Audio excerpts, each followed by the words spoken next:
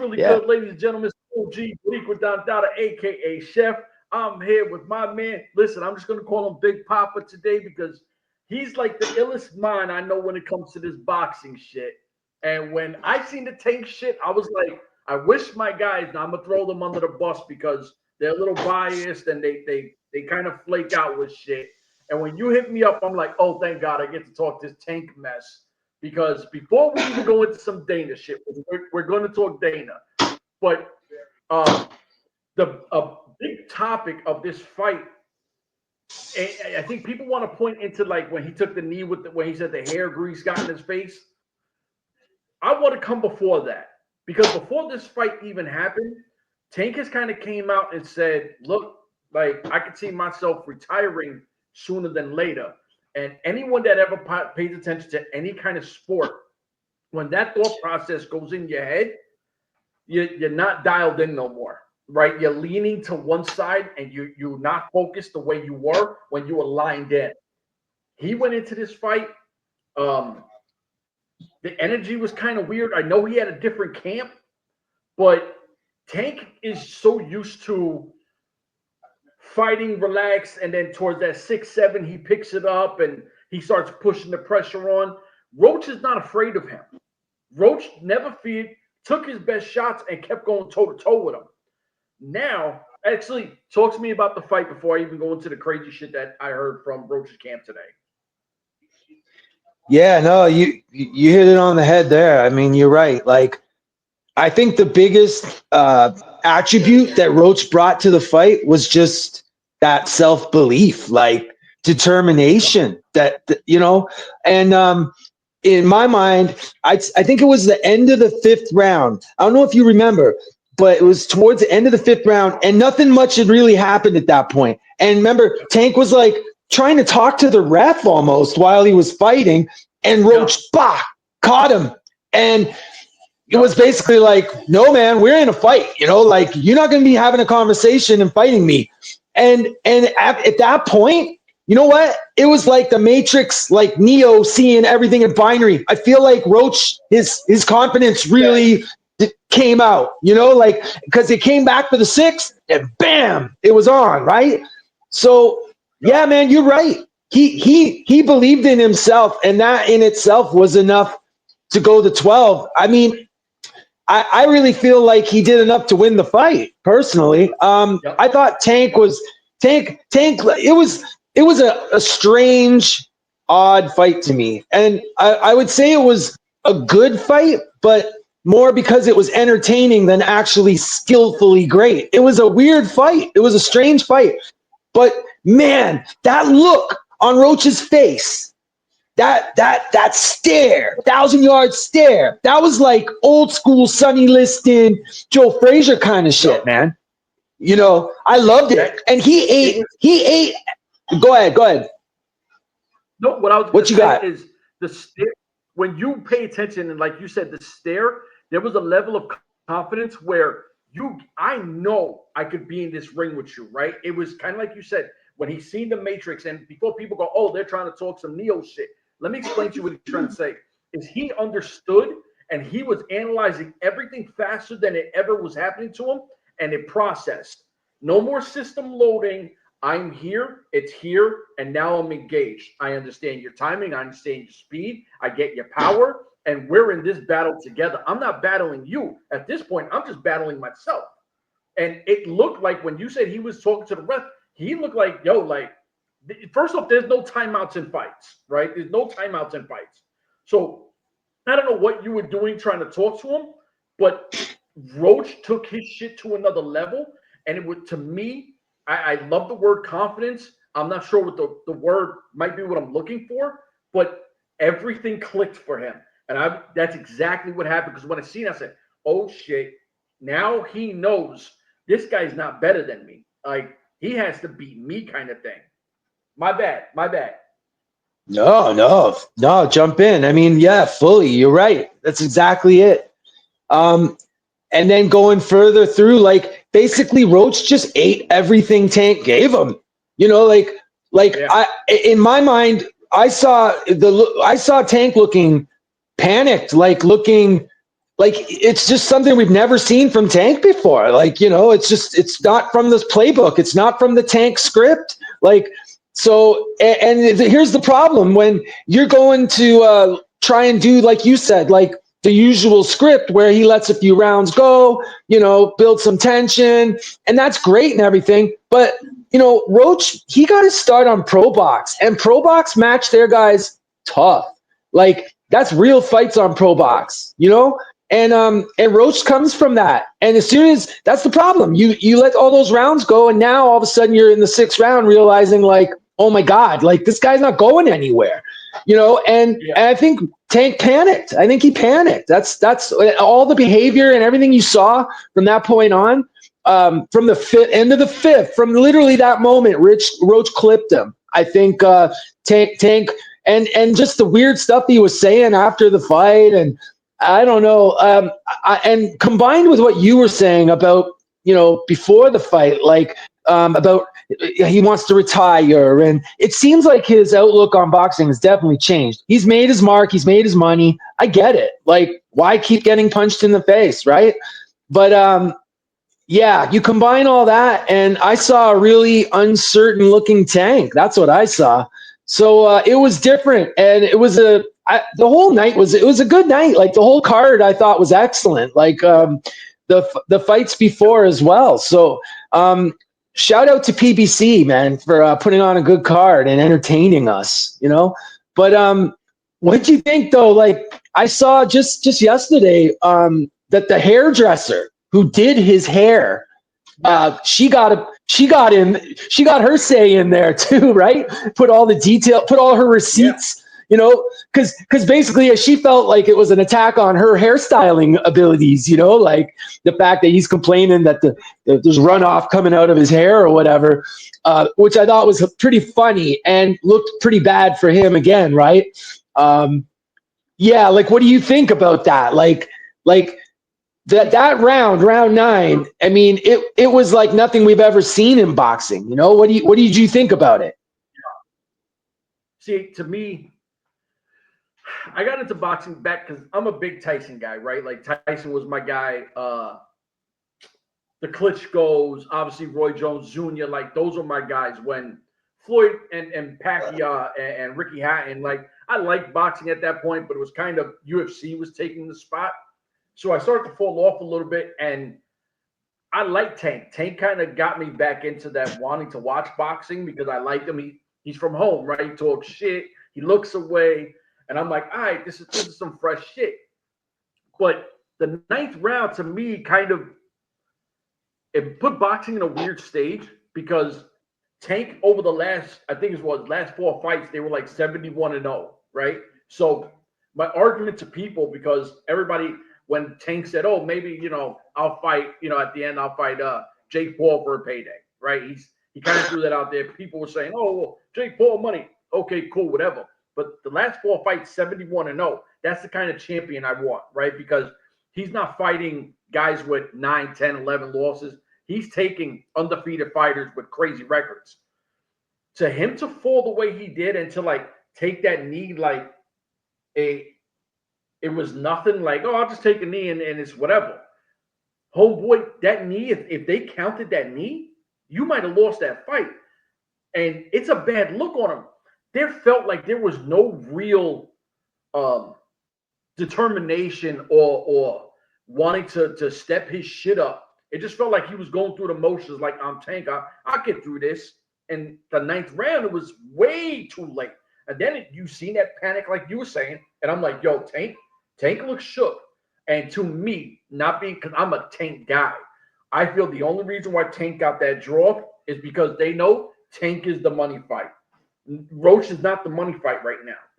I mean, you're going to look at him different now. And if he blazes the next few pause, like people are going to start looking at Roach on another level. But Tank is the marquee right now. So you go, okay, now Tank, Roach is his camp.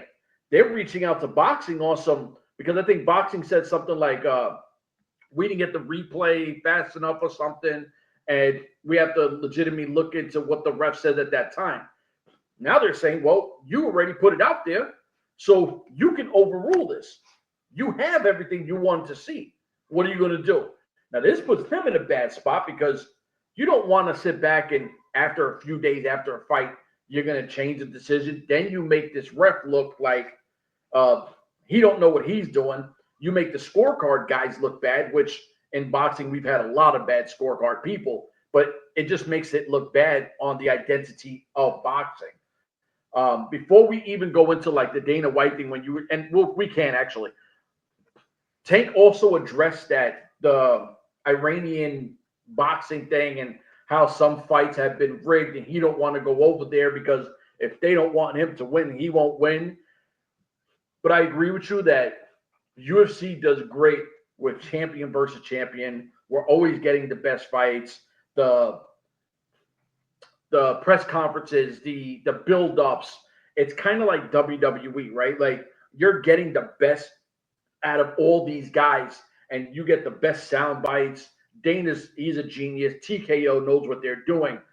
Boxing needs that feel back into boxing because when you had those guys that were larger than life, we never got the Klitschko versus Klitschko, and I love the fact they never fought, even though we always wanted it. But you never got it. To me, I think if Dana White does get involved with this, and this is supposedly a lock, boxing has a new chapter in it and a new life to it. There's a big excitement. It's kind of like MVP with Jake Paul. Amanda Serrano just did a lifetime deal because when she was struggling, they blessed her and she gave them the I'm your fighter for life thing. That happened, I think, this morning or last night. Salute to them. One thing I'll say, people could shit on Jake Paul. I'm not a Jake Paul guy. I don't like Jake Paul. But if you look at how he does his cards and how his fighters are paid, these people are making money, and he's putting a good fight card when he goes out there. It's a really good thing. I'll give KSI credit. KSI with his Misfits fighting. It feels like celebrity boxing, but it's not.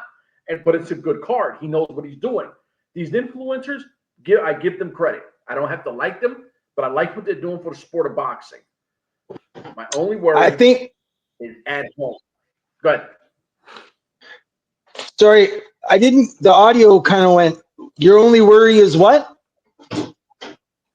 Like, for what's building here, right? Like, let's say Iran or whatever, wherever it's going to be, say it's super successful, right? Misfits is usually in Europe because that's where KSI is from and a lot of fighters are. And then you have Jake Paul, who, if he's smart, he does what he does wherever he does it. But I'd like to see him do something in Puerto Rico because his camp is out there. He has a home out there. It's where he trains and everything. You look back and you go, all right, well, what is America, Canada, and Mexico, because even, let's face it, some of the greatest fighters of all time, the Mexican as well. So what happens with these three juggernauts when everyone else is doing great? You know what I mean? Like, that's my worry. Okay. I'm all for a better product. Yeah, so first, I would say, as far as the Misfits thing, boxing goes, I think it's like a lot of people, they don't like it because of the celebrity / influencer angle. And I'll be honest, it doesn't grab me that way because I don't really know those people. I don't know that world too much. But I'll say that I think it's a great entry point for a lot of young people, young kids, to start to learn and appreciate about boxing, right? And Jake Paul, you're totally right. As a man, I love him as a boxing businessman, as a boxing impresario. He's perfect. He's got a ton of money. Yep. He's got the passion for the sport, and it's sincere. His passion for the sport is sincere. And he's a sharp, shrewd business guy.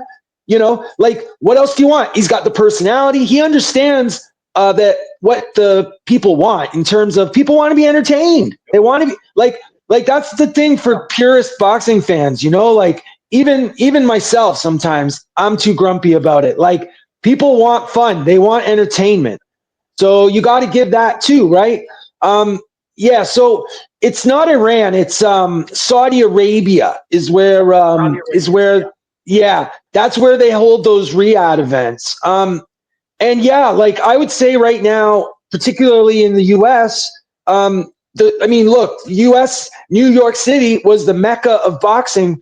Some would say it still is, but in reality, I don't think New York is what it used to be. But I'll say after watching that Tank fight, New Yorkers know boxing. New Yorkers know boxing.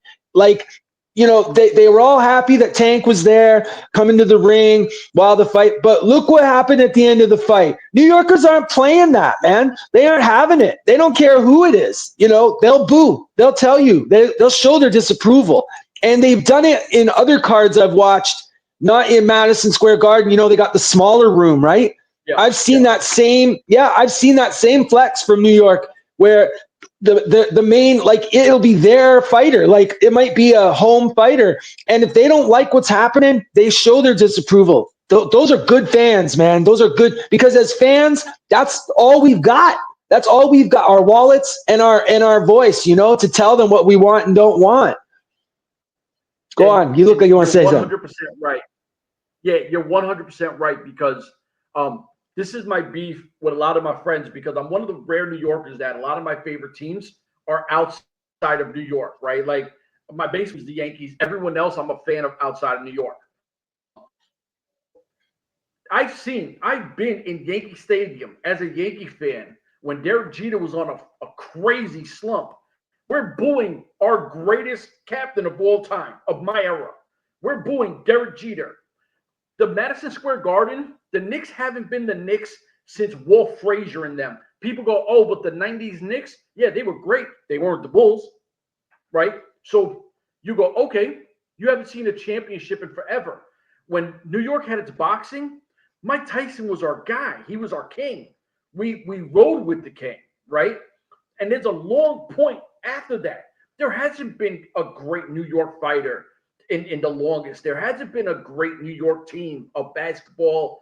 We have no real football outside of the Buffalo Bills, but that's not New York City. So no. New York is a thirsty mecca for sports, but we haven't been great in forever. So that wow factor, it does take a flip back. New York is a gritty town, like Chicago, Detroit, Toronto. We're a tough town. So we like MMA, we like boxing, we like fighting. Give us a product, but we're going to boo you. Like, I was surprised. Remember when Conor came over and he did the press conference with Floyd?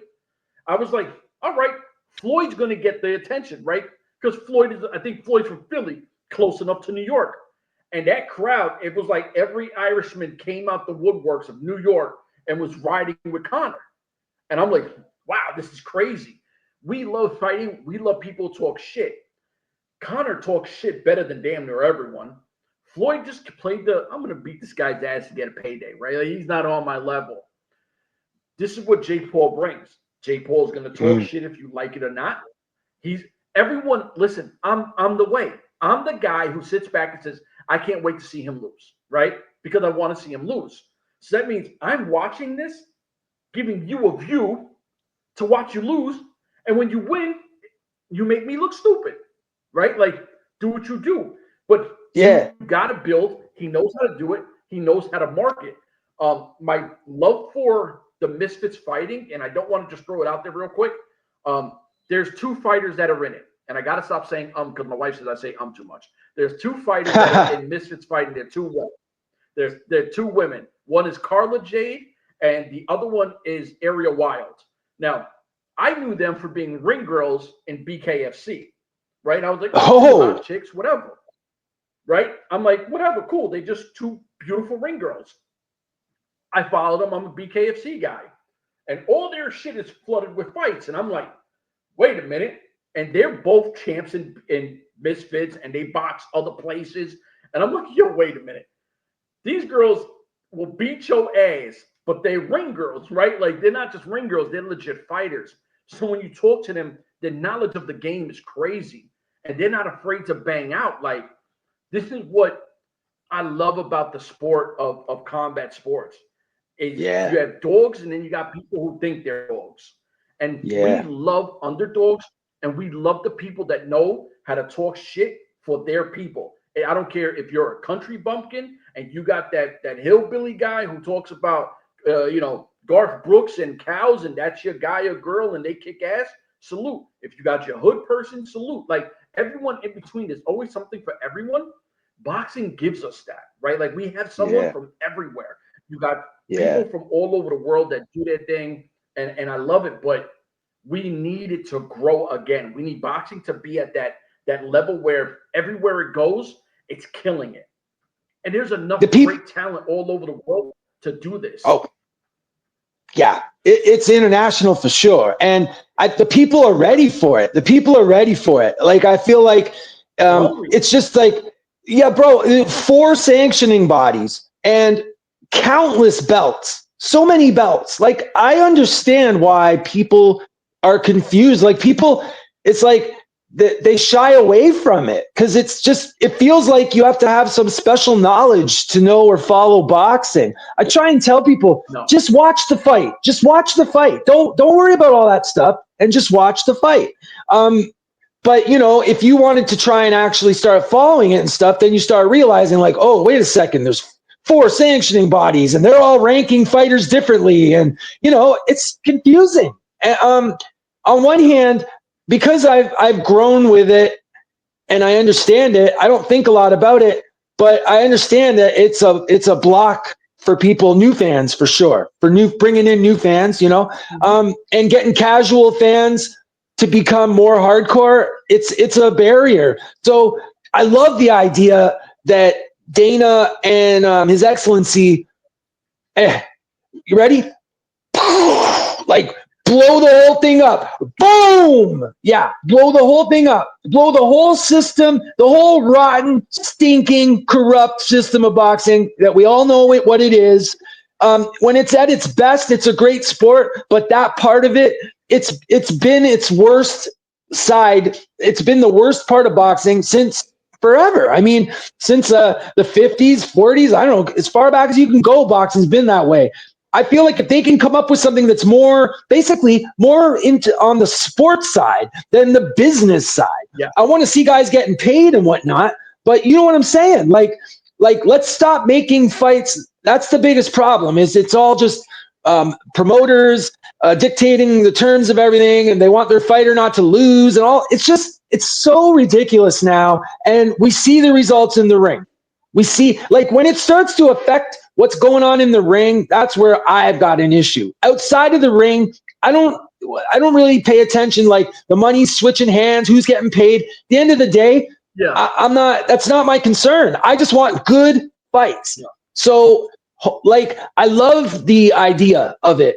And I, as a boxing fan, hardcore boxing fan, I hold no nostalgia or special love for all that corrupt, seedy, gross stuff that goes on in the sport. And I'm not saying Dana and His Excellency are going to be saints in how they do everything. And I'm sure that a lot of how it is set up now, a lot of it will survive. Promoters, they'll probably move over there. Who knows? But I like the idea of just a reset, bro. A reset for the sport, you know, to regrow it into something more accessible for the average person. I know you remember, you're a Tyson guy. You remember when Friday night fights, man, like it used to be on cable. It was no thing to turn on or with HBO, like a typical HBO night. Okay, HBO was special, you know, you had to pay, it was a premium service, but you didn't have to pay anything above to get a great card. Now those great HBO cards that were just the typical thing are like an $80 event now. You know, and you're lucky if you can even get that quality. Yeah, it's nuts. Yeah. So I like that idea too. Like, if you're going to charge a bunch of money, you better have that top-notch card, man, you know, with the best fights on it. Bottom to top. Yeah. Man. I agree with you. Like, we're at a point where you sit back and you're right. Cause I remember, like, my grandmother had HBO and I spent a lot of time at my grandmother's. I was a bad little kid. But she's an older lady. She liked watching people get beat up. So HBO was her shit. We used to watch, you know, people get dogged down. I'm a little kid loving it, right? Telling my grandmother, eating good and whatever.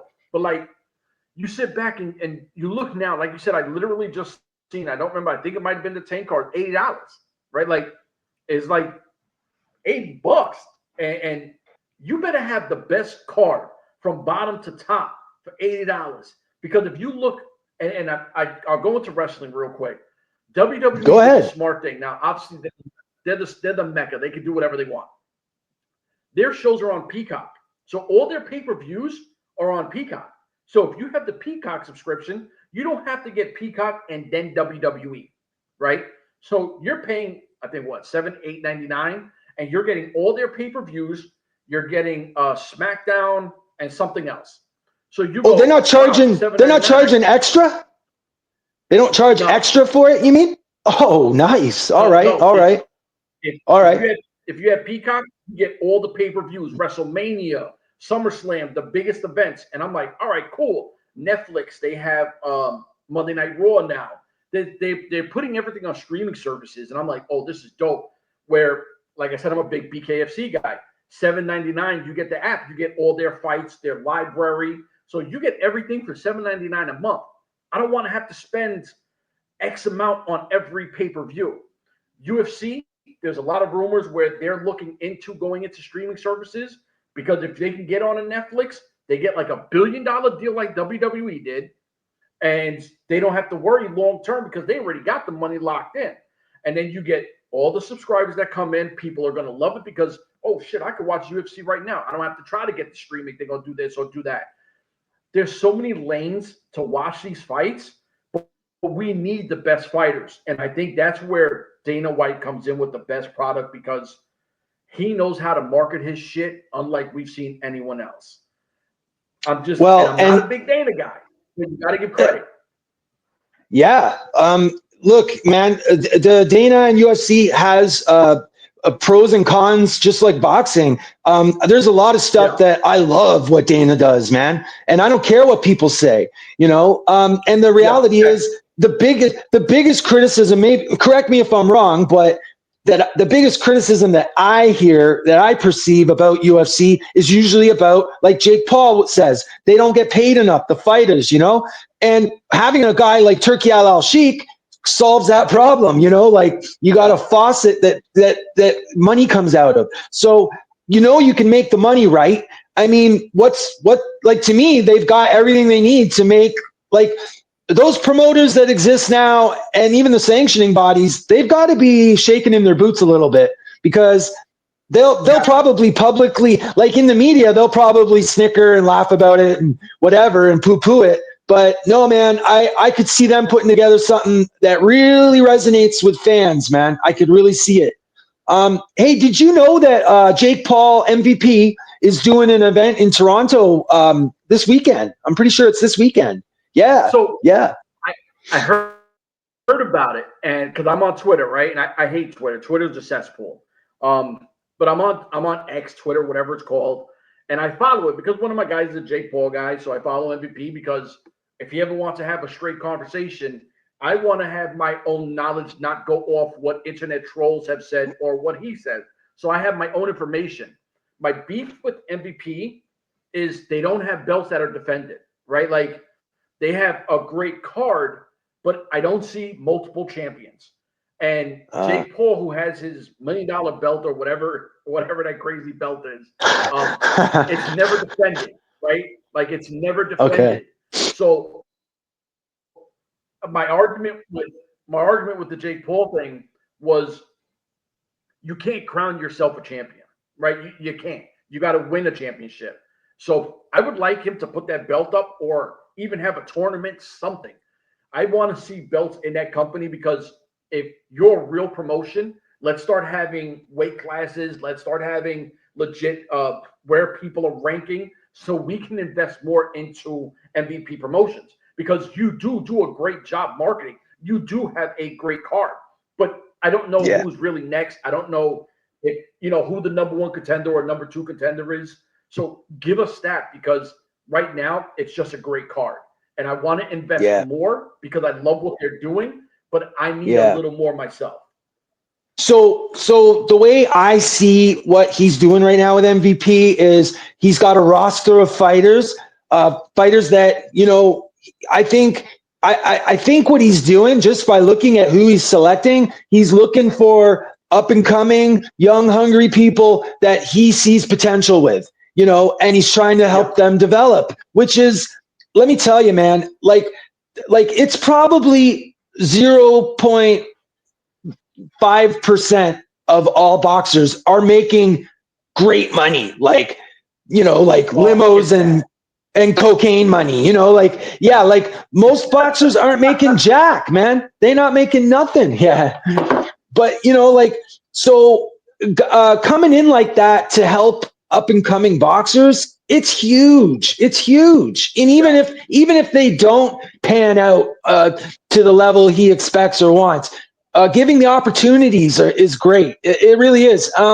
So yeah, I think that's the problem is, he's not, he doesn't have a lot of champions on his roster, really. I think he's trying to develop champions, So right now I want to support it because I like what he's doing. And of course he's got 2 Canadian fighters on the roster now on MVP, Lucas Body, and he's got Tammy Thibault, who just recently came over from the amateurs. She got her ticket to the Olympics, and now she's going pro. So we're all super proud of her here. Like in Canada, the boxing community, in amateurs, it's a community. Like we all see each other, we know each other. So everyone's super happy and couldn't be prouder of her. So I have a personal stake in that. But regardless, I think if you look along his whole roster of MVP, Jake Paul, I think there's something there for everybody. There's going to be a fighter that you're going to click with,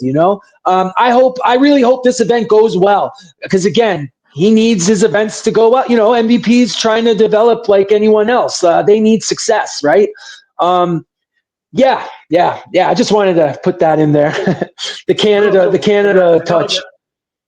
I got like a 2-part question for you because I'm a big Raptor guy. You know that. Like, I got mad love for Canada. I'm not one of these let me boo Canada kind of idiots. With Tammy, what I love, because when I started doing the wrestling podcast stuff, one of the coolest things I did was I got to interview people, and I wanted to interview people but speak more of their struggles and come up. So it would, if anyone watched it trying to get into this industry, they would hear, oh, okay, this is how this person did it. This is how they struggled. This is the training they went to. Instead of hearing, oh yeah, I wrestled over here, I wrestled over there. I wanted to give a blueprint for anyone that heard it. This is for you. If you're from this state and you're from here, you struggle. This person understands it, and it might help somebody. It wasn't for views. With Tammy, I love the fact that she did the Olympic stuff, and now we get to see her resume grow. Right? We know what she's done as an amateur. But on MVP, let's just say she had a few good fights. We're literally watching the book before it's opened, right? Like, you know what the picture is. Her amateur picture is here. That's the cover of the book. But when it opens, we haven't seen it yet. We get to live and experience this. And that's the part as a fan that I love the most, right? So I want to see her do great. I love her work. I actually know who she is. Like I said, I pay attention to boxing. So I can't wait. Like I said, Canada to me is my brother, right? We're right across the water from each other. We family. Yeah, like I do want to No, go ahead. Sorry. Yeah. I think there's like a bit of a delay happening between us too. So like when I jump in, there's like a weird kind of delay. But anyway, no, I'm just glad to hear you say that, man. Like I really appreciate that. And of course, with all the political stuff happening, that's not what's happening in the street and on the ground with the real people, with the people, of course not, especially for all the border states and border type of cities, like New York borders Canada, man. Like we know New Yorkers and New Yorkers know us. That's the bottom. That's the real, that's the realness, of the situation. So yeah. No, but you're totally right, man. I like it too. The fact that these got people, they're on the come up. So for me, like watching the undercard of a fight, I like seeing new guys that I've never even heard of, or it's like, oh, here's this guy, I heard about him and I'll watch. Now, obviously that's not for everybody, but for the ones who like the sport enough, that's a big part of it, man. That's a big part of it. I mean, look at, you take any other sport like basketball, football, whatever. rookies, the concept of rookies and everything about it, everything around it, the awards they give, when they're bringing them new guys up and they're drafting them, like these things are turned into events, that people watch. Like, so why not for boxing too, right? Like it should be that way for us too. Yeah, no doubt. But see, that's what I'm most excited about. That's where I want to see MVP do well because I love where his head is at and he is passionate. So I'm aboard with it. Like I said, I guess because I'm a big wrestling guy. I love belts, right? Like I'm a belt guy. I want to see belts in places and I want to see champions and I want to see people grow. And people might go, oh, well, you really don't need that because like you said, and it's right. He's trying to develop people. And if he does this right, let's just say a few of these hit, right? Like let's just say maybe one of these guys or girls become like a Tank or an Amanda Serrano or Layla Ali. Let's just say a few of them hit. For the next bunch of years, he's got legends that are going to be in his promotion where you didn't even know who they were. And if you're a real fan of the game, like you said, because I'm a big sports guy, I love college and stuff, and I love my rookies, and I love seeing the story. This is it. This is your rookies. You're watching your career grow. Enjoy it because, you could sit back and say, oh, I just got into boxing and I watched Tank. Did you watch Tank in the beginning? Did you watch Roche? Did you watch Ryan Garcia? I love Ryan Garcia. I hope he gets his mind right, but I'm a big Ryan Garcia guy. I love all these dudes, right? Like, I want to see the stories grow. I interviewed this girl, Jessica Borga, and we talked, and she said one of the coolest things because in MMA, nobody wanted to fight her at 145. And this is where I tell people weight class matters and weight drop is crazy. So they were trying to give her, because she's a 145, a true 145er, and she does BKFC. So she does the boxing thing and everything. They wanted her at 125. That's a 20-pound drop. So I'm trying to tell people, like, I was like, yo, what was that like? She was dizzy. She felt sick. She couldn't, like, withstand because her fatigue. 20 pounds is crazy. So when people go, well, why don't this guy just move up 15 pounds?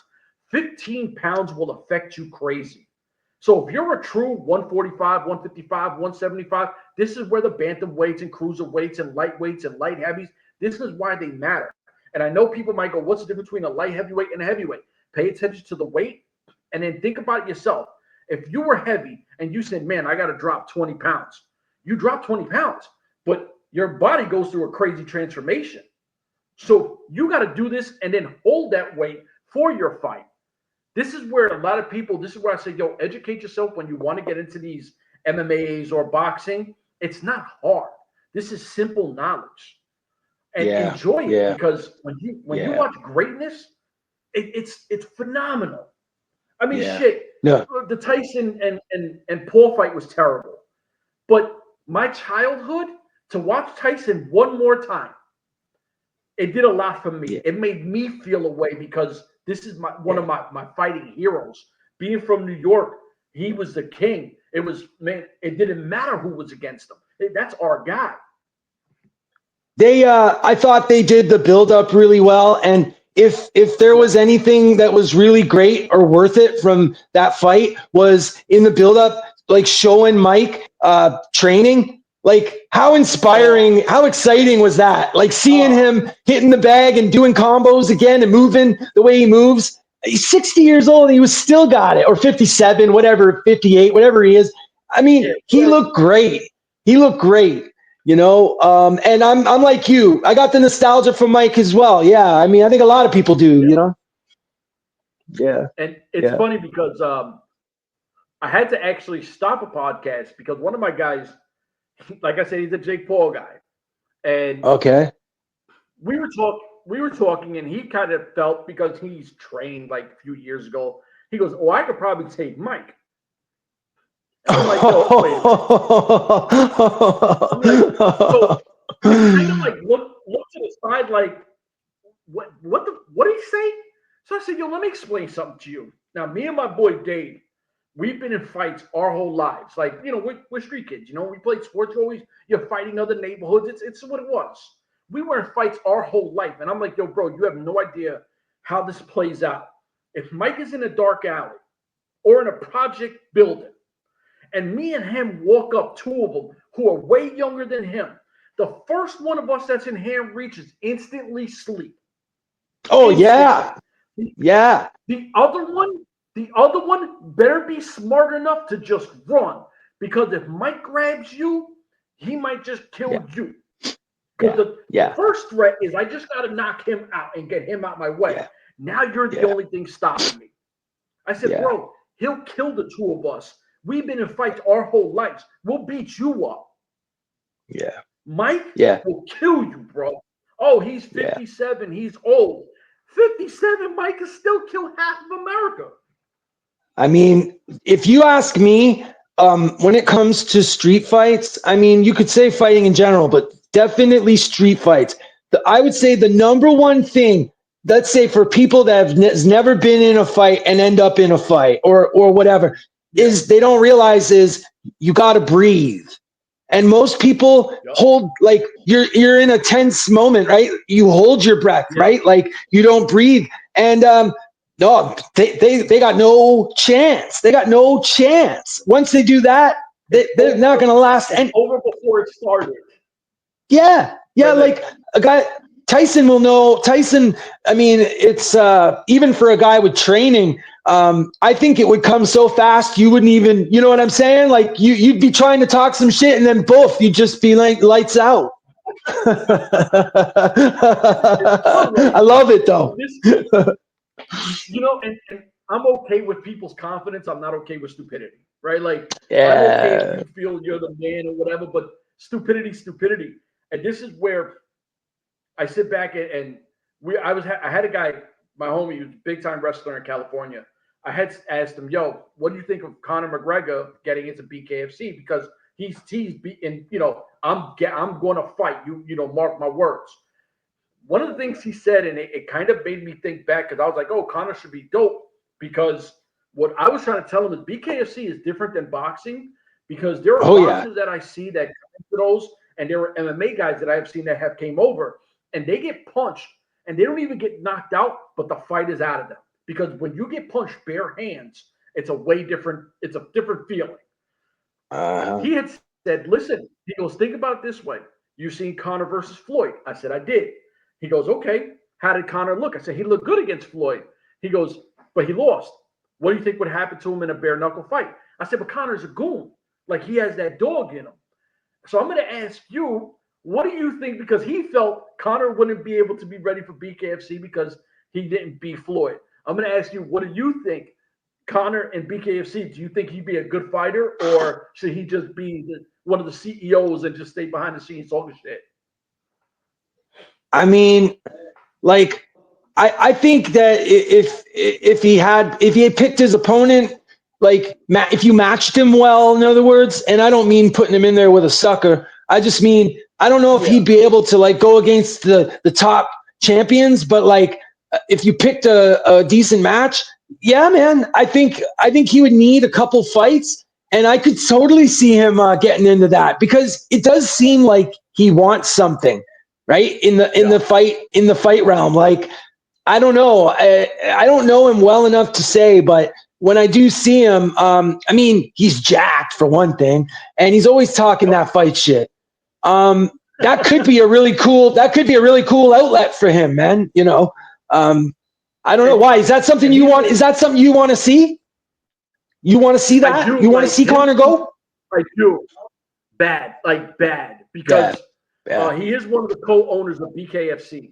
But if I'm going to be honest with you, and I love the card, there's a lot of fighters that I've talked to recently. They're built different. Like, there was a guy, Mike Hansen, I had interviewed, and he fought a guy, and the guy, you know, doing your homework, the guy's not an oppressor. He wasn't going to come at you. He came, fight started, boom, rushed him and snuck him. Bam! Mike Hansen goes down. And I mean, it took him like a 7-8 count, gets back up. He hits this guy. Boom! Homeboy goes down. Fight, not knocked out. Guy gets to his knee. I don't even want no more, right? Like, so when I'm in, it's like 2 days after the fight, and I'm telling him, yo, we can do it a week. Bro, I'm telling you, we could do it a week or two after. He's like, we'll do it today. His face is all jacked. His hands are fucked up. He's like, the only thing I'm going to tell you is the only way someone's going to beat me is they knock me the fuck out or kill me.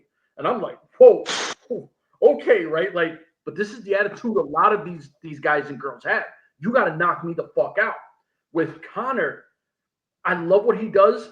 And if we're going to be completely honest, if Conor goes into that ring, it's going to be the biggest gate they have. And the people are good. The numbers are going to be crazy because it's Conor McGregor, huge. Right? Yeah. Huge boost. Huge boost.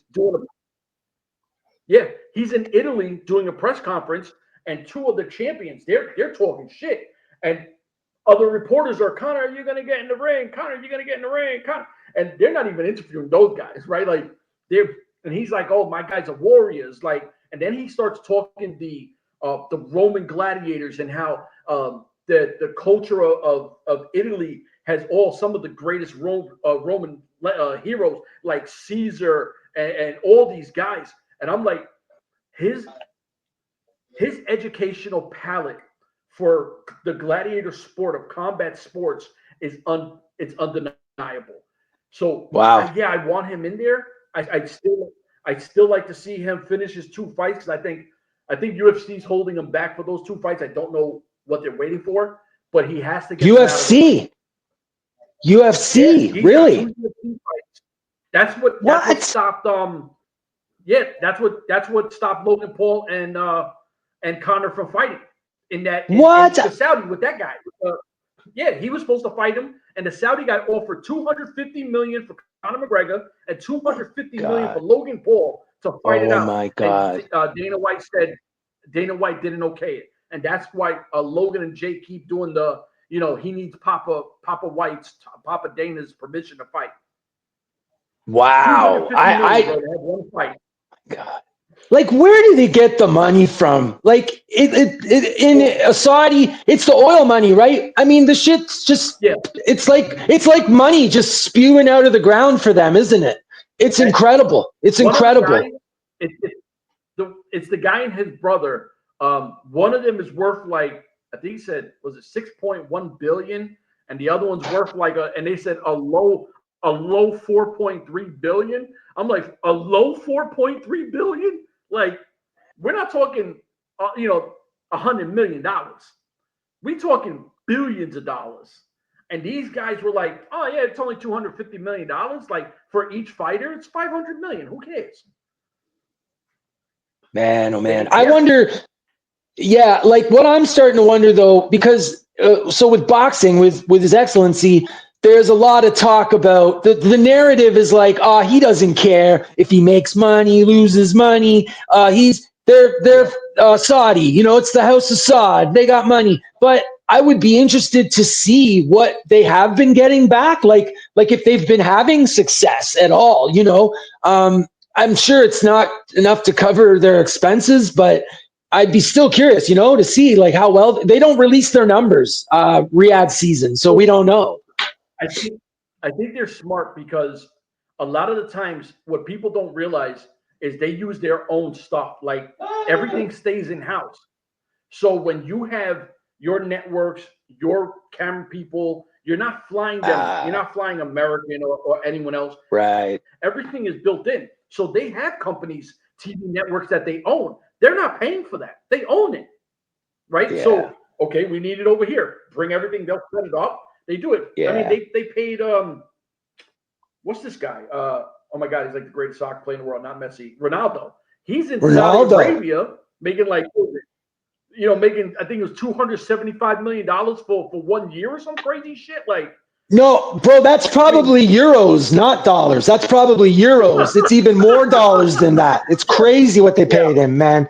Yeah, I heard about that too. Look, I think everything going on over there with sports, it's basically state sponsored, like Turkey Al Sheikh is just spearheading it on behalf of the state, that's how I heard this. That's how I understood the story to go. Like basically His Excellency, I don't know where his health is at the moment, but I heard he was looking at possibly cancer even, like his health.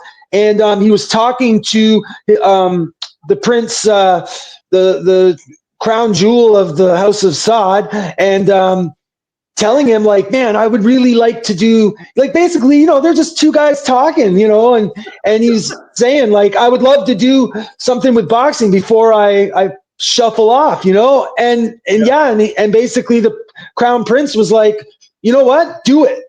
I allow you. I stamp the approval. And so that's my understanding. Like, he's got the pocketbook and it's his discretion to spend it, right? Which is, can you imagine? It's like a fantasy for any fan, right? Yeah, it's like, basically. Yeah. And it's amazing. But that's what we need. And I agree with you. Like, on the reset, let's get a reset. Yeah.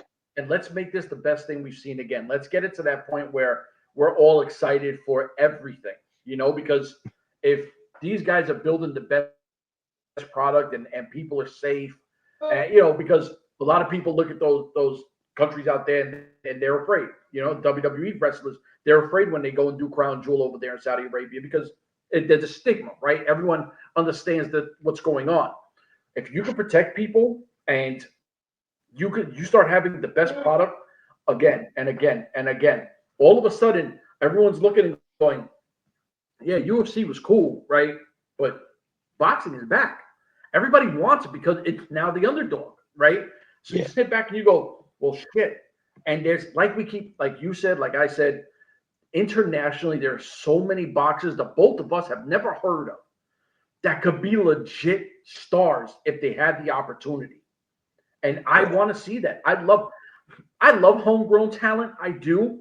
But I really enjoy watching people that I've never heard of and places I've never seen. Because to me, it's easier to invest in someone from somewhere else. I want to know their story. Because these cats over here, I get it, right? Like, you either come from a good family or you don't. I understand. But other countries, I don't know how hard it is and everything else. I love when they come over and they say, listen, like, shit was hard. And we had to fight tooth and nail for everything. And now look where I'm at. I love the success story. Give me more of that shit because the story writes itself. I'm a sucker for stories. Is there anything more American than that? Like, to me, that's the American experience, like coming in from somewhere else in the world and planting your flag in whatever you do and finding ultimate success. Like, there's nothing more American than that. And I would say overall, American boxing, it's slid a little. I want to say not the amateur and not in the coaching, but more in the athletes. It's slumped a little, but there's a whole wave of young guys that have gone from amateur to pro in the last, say, 5 years. And, you could include guys like Shakur and, like guys of that ilk. So say like 2016 till now, the last 10 years, I guess. There's a comeback on its way, and I think that if Dana and His Excellency got together, they would hold events, I'm assuming, probably. I would see it being international, like what you're saying. Like, they hold one at, at Wembley, hold one in Riyadh, hold one in Toronto, hold one in New York, Vegas. I would like to see that, so everyone gets a piece. Everyone can share in it. But I think the U.S., when it comes to boxing, the knowledge and coaching, it's the coaching, bro. Like, it's on another level. It's different. It's special. And that legacy is not going anywhere, No. But yeah, you're right. Just to like finish the topic, like, I want, like, you got legacy and then you've got earnings, like money. So we need to see it here, right? Like UFC, you might say it's too much legacy and not enough money. And then boxing's too much money right now, not enough legacy. We need it right here, where like the sport is being considered. Everyone's getting paid fairly. Everyone, like, there's no reason they can't get it there. I know they can do it. Oh, and yeah. You're 100% right. And we'll leave it with this because BK, like, I don't want to keep plugging BKFC, but it's my shit. BKFC is one of the fastest rising combat sports in the game right now. But they're doing it smart because what you said is what they're doing.